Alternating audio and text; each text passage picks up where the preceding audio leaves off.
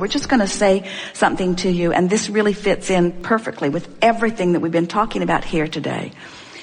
Your exposure to that experience has caused you to expect it. You expect it. In other words, you just expect it. Anything that's been hanging around that long, you expect it. You expect it. It's there, you observe it, you expect it. So you're reacting to it. It's there, you're reacting to it, but you're not thinking otherwise about it. So let's think otherwise about it for a minute. In other words, when you say, every ailment I've ever had has been very light, well, that speaks to your expectation too. And that's really a positive thing. So when you say, I have this nagging thing, we want to say, accurately, then you have this nagging vibration. You have this nagging thought. So then you say, well, do I need to uncover it? And we say, could it be as simple as just awareness of a shoulder that is uncomfortable? It could be that simple, and probably is, otherwise it would have been getting bigger. So when you feel it, what's the thought you think? I wish I could figure this out. And what is the true sentiment behind that? I wish I knew what I'm doing wrong. Yeah. I wish I could figure out what I'm doing wrong. So sort of like the relationship that we were talking about too. And you're not alone in this. It's why we started in the very strong, rampaging, harping way that we did earlier today, is that most people are focused upon what is and reacting to it. So you have to find a way that instead of reacting, you are proactively feeling about your body. Now here's the thing, and this really speaks to you as we were playing with these money cards, and we were suggesting that when you try to fix something from outside the vortex, you get nowhere. It just practices the pattern. Can you hear that? And when do you think that you most often consider this subject? When it happens. 100% of the time when it hurts. So what you just said is 100% of the time I approach my discomfort when I'm having it from outside the vortex. Don't you just love it? Yeah. 100%, I put 100% of my energy into worrying about what this is about from outside the vortex. So now let's use the analogy of the cards in the way that we offer them. So let's say that you are having a wonderful physical moment. It could be a sensual moment. It could be a moment that you're swimming. It could be a moment that you're lying in a comfortable place with the sun shining on your face. A comfortable moment in your body.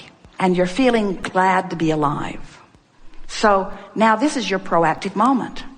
I have such a wonderful body. And the cells of my body are so responsive to my good feeling. And I just love knowing that they know what to do. I love my good feeling body. I'm breathing deeply. I'm feeling good. I'm moving easily. In other words, just accentuating in your mind the aspects of your body from inside the vortex. That's how you shift the vibration. You proactively, deliberately shift the vibrational attitude that you have about your body. So now your shoulder might hurt, and let's say it hurts 3 or 4 times a day. But you could spend way more time than that inside the vortex looking for a moment. Jerry and Esther have really been getting the hang of this, and so they'll find themselves in a moment in a restaurant, or sitting off the side of the road to take a picture of something, or in the middle of a conversation where something feels particularly good, and they'll say, oh, let's back up and let's see if we can ferret out all of the reasons why this moment in time feels this good. Is it what we're smelling from the kitchen? Yeah, it's part of it. Is it the ambiance of this room? That's part of it. Is it because we just got the twice monthly recording finished and got it sent off and it felt so good to do it? Well, that's part of it. Why do I feel so good right now is the operative question. Why do I feel so good right now? Why do I feel so good right now? That's the question that you want to ask over and over and over and over. That's proactively shifting the vibration. And it won't take much of that at all. And one day you'll say, that just went away. I didn't even notice that it had gone away. But when you stop keeping it active, it has to go away. Because only what is active stays. Great. So in the same way, pesky traits of your lover or pesky aspects of your body, same thing. when you proactively focus upon the aspects that aren't pesky and train your own vibration into letting those be dominant, then that has to be your experience. That's really the message of this gathering today. We'll speak it here in a very clear statement. Do all of your deliberate, affirming, scripting, creative, goal-setting work after you're sure you're in the vortex. Okay. So that you affirm the vibration you mean to affirm. So that you don't keep sore things sore for 10 years. Yeah.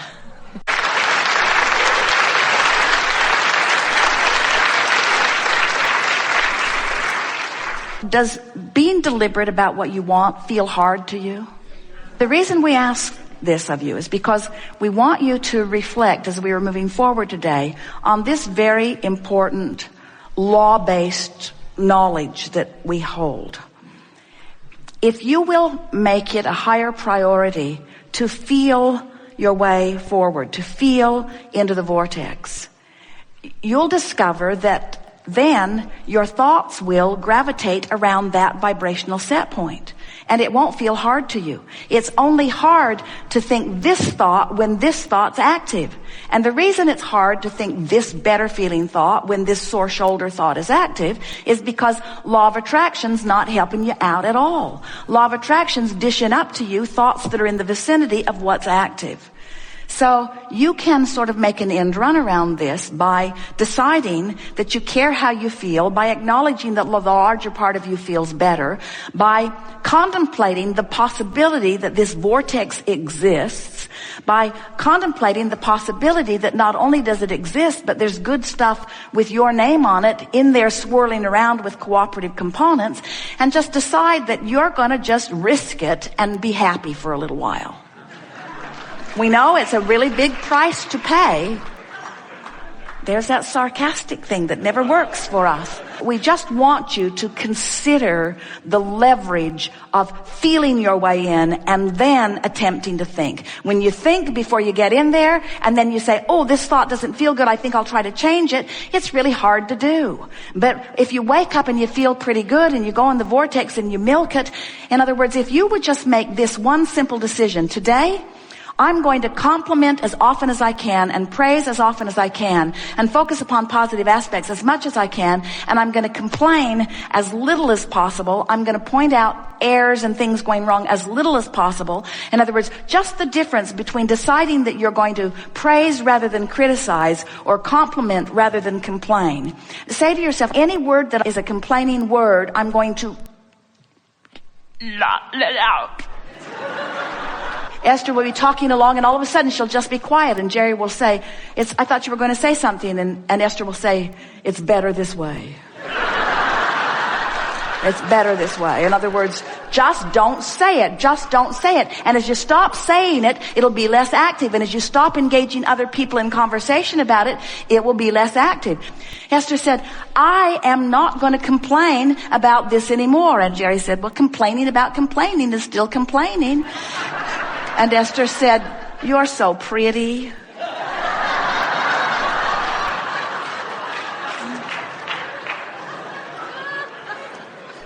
In other words, you just can't work your way out of that, can you?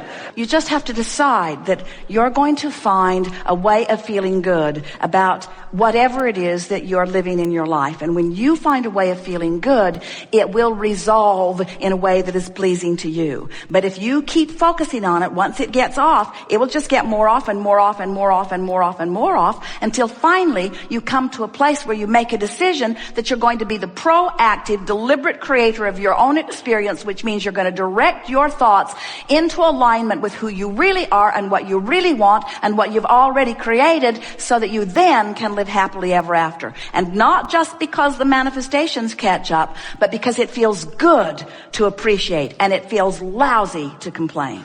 Yes. So you know that you create your own reality, yes? You know that you create your own reality, yes?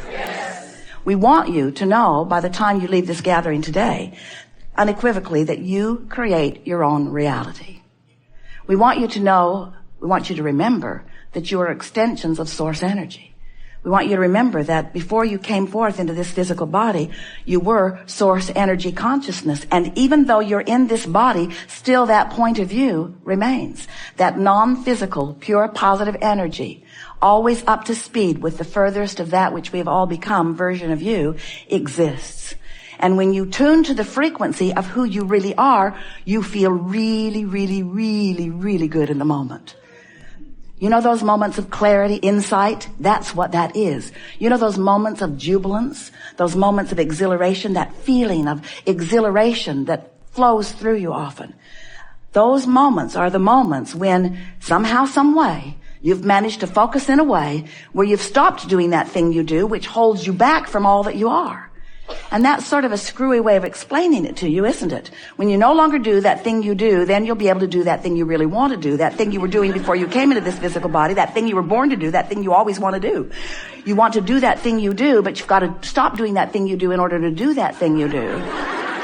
And the thing that we want you to no longer do, which sounds backwards and not really Abraham-like, that thing we want you to no longer do is to stop doing that thing that you do, which is fussing and worrying about things that you can't do anything about. We want you to give up control of the uncontrollable. And we would like you to accept that everything is uncontrollable when you are talking about manifestation. Those manifestations are uncontrollable to you because they are controlled by law of attraction. So when you decide that you're going to control circumstances and events, when you decide you're going to control your government or control anyone, oh, there's lots popping up on that one. When you decide that you're no longer going to try to control your children or your lover or your mother, your mother. When you decide that you're no longer going to control the government or TSA, especially them. Esther was getting a really friendly pat down yesterday. She knows exactly how it got activated too.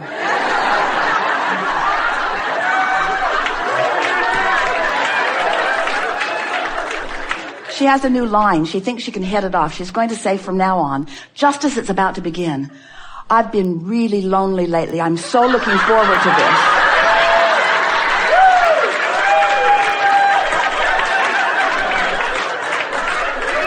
When you decide that you're going to stop trying to control the uncontrollable, and instead you begin to control the thing, the one thing, the certain thing, the important thing, the only thing that matters, when you decide that you're going to control the way you feel, when you believe that in order to achieve a certain feeling, that you have to control a circumstance so that you can then have a feeling response to it, now you're in trouble because there are too many moving parts.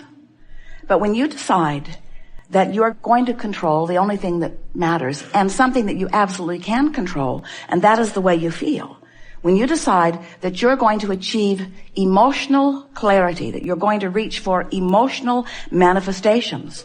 Now, we deliberately use the word manifestation because an emotion is a manifestation. And when you think about it, isn't everything you want because you think you will feel better in the having of it?